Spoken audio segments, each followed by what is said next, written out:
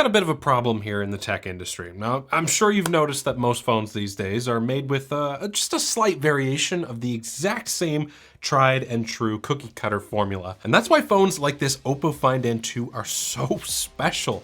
This is a phone that belongs to that rare 5%, ones that break the mold and actually improve on the overall experience of owning a cell phone. This has been my main phone for over a month now, and I think I intend on keeping it that way for much longer.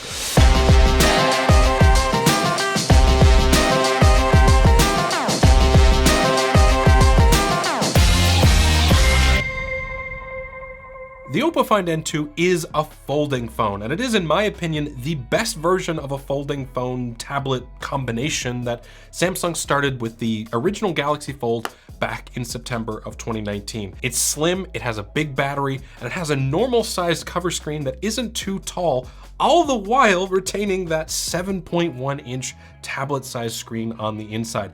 This is just my opinion, but I think this is as close to a perfect folding phone form factor as it gets. Try saying that 5 times fast. Folding phone form factor, folding phone form factor. Okay, it's not that hard. Anyway, this is my first experience with an Oppo phone, and I gotta say, man, I'm impressed.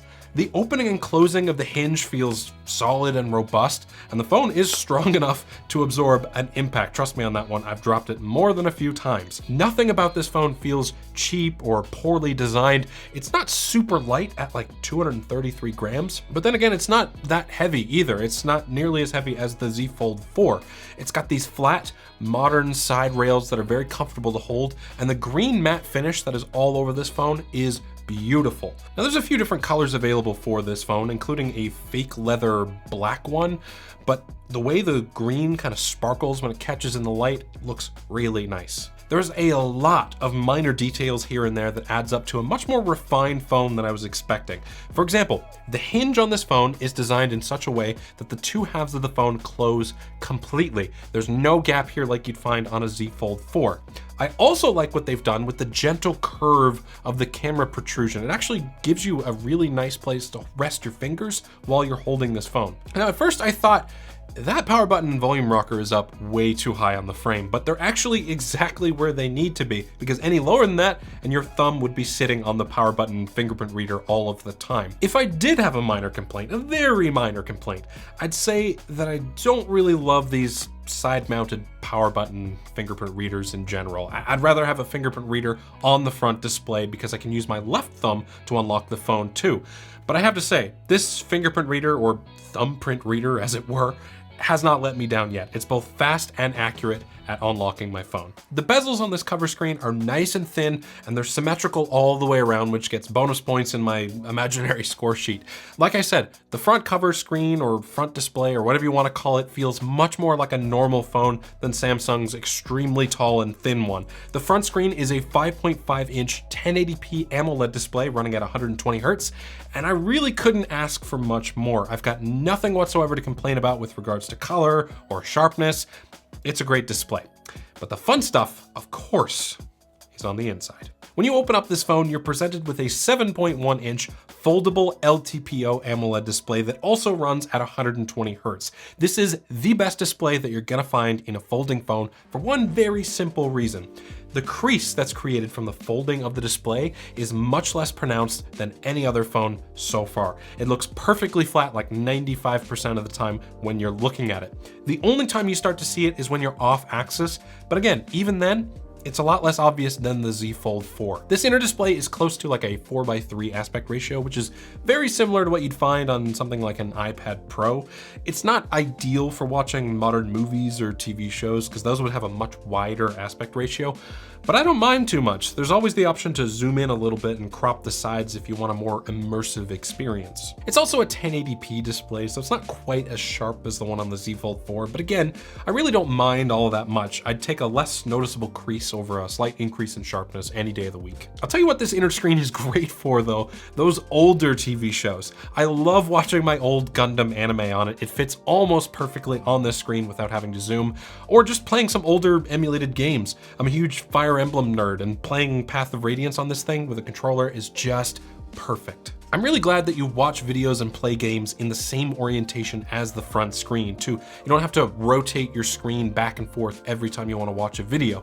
The only time I found myself turning this phone was if I wanted to either, take some photos, or I wanted to partially fold the phone so that I could use it as a stand when sitting on a table. Being able to use it like this is great. Some apps like YouTube have like folding phone support, and on one half of the display it'll display the video and the bottom half will display the comments. The only problem I have with it has to do with the speaker placement on this phone. They're actually on the bottom. Now, normally that's not a problem when you're holding your phone and just watching videos like this, perfectly fine. But the second you turn your phone sideways to watch something, or you're watching it with the cover display closed, the audio is coming from either the left or the right of the screen, which isn't ideal. Still though, speakers are pretty great, they're nice and loud, and they're just fine for listening to something if you don't have headphones. Oh, I almost forgot, before I stop gushing about the inner display, Oppo also sells a pen for the Find N2. I don't have one, which is why I forgot, but the inner screen can also be used for drawing or note-taking, and if you like note-taking, I highly recommend you take a look at the sponsor of this video, Notion. Notion is a service that I use all the time for everything from jot notes to writing pages and pages of text for my D&D sessions. It was already amazing as a feature-rich note-taking app, but they recently just took it to the next level with the introduction of their Notion AI. This thing is game-changing.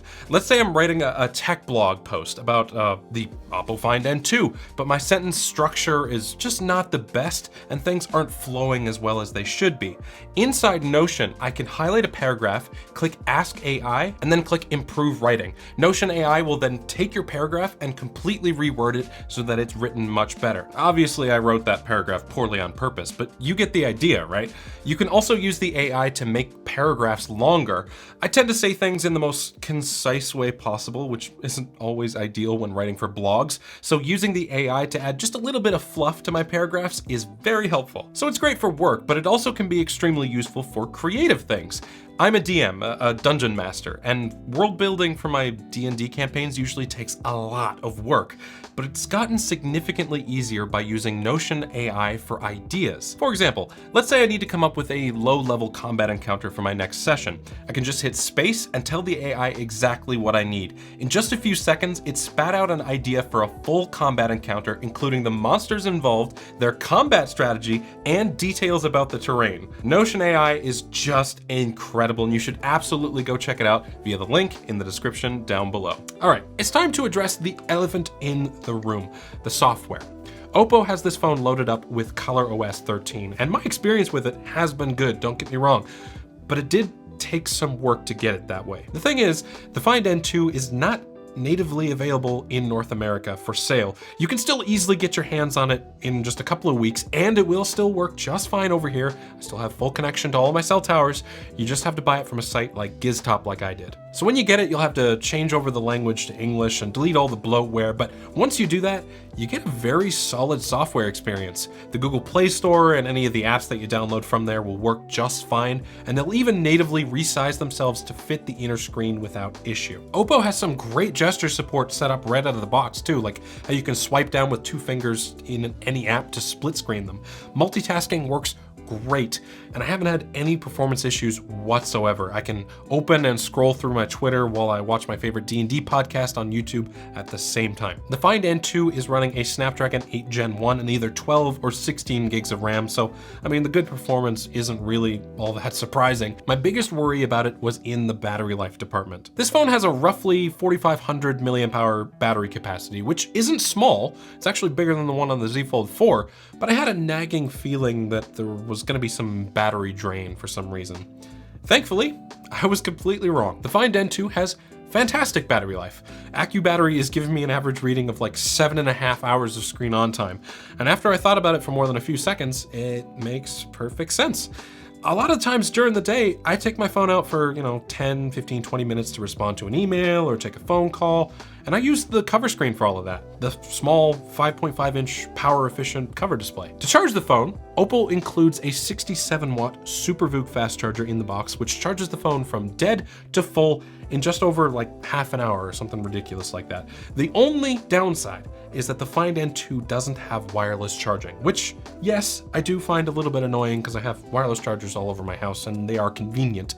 But if all I have to do is pop my phone on the charger for like 15 to 20 minutes while I'm in the shower every morning, I'm good, man. No complaints here. Okay, it is camera time. What do the photos look like on this Hasselblad branded camera system? Well, for hardware, we've got a 50 megapixel wide, a 48 megapixel ultra wide, and a 32 megapixel telephoto on the rear of the phone, as well as two 32 megapixel selfie cameras, one on the cover display and one on the inner display. This is another one of those areas where I completely expected to be let down by this phone, but I just wasn't.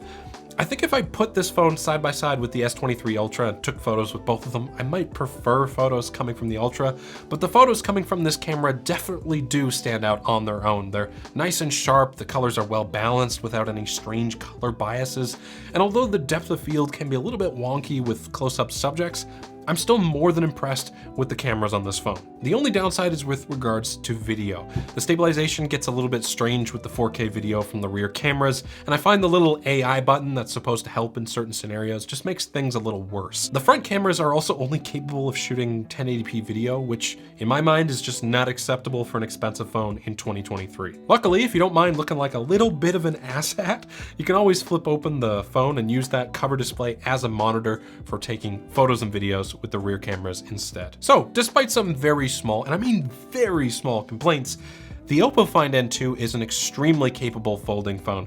In fact, it's one of the best phones that I've ever tested, regardless of the folding category. It's become my main phone over the S23 Ultra, over the iPhone 14 Pro, over the Z Fold 4, and it baffles me why Oppo hasn't brought this to the Western world. Here's the thing though. We just got word that Oppo's sister company, OnePlus, is coming out with a folding phone later this year. Who knows? Maybe it's a Find N2 copy or a rebranding. We'll just have to see. Either way, I love this phone, I really do. And if you're interested in importing it and using it yourself, I'll leave links to where you can do that in the description below. I hope you liked the video. Thanks for watching, and as always, have a great day.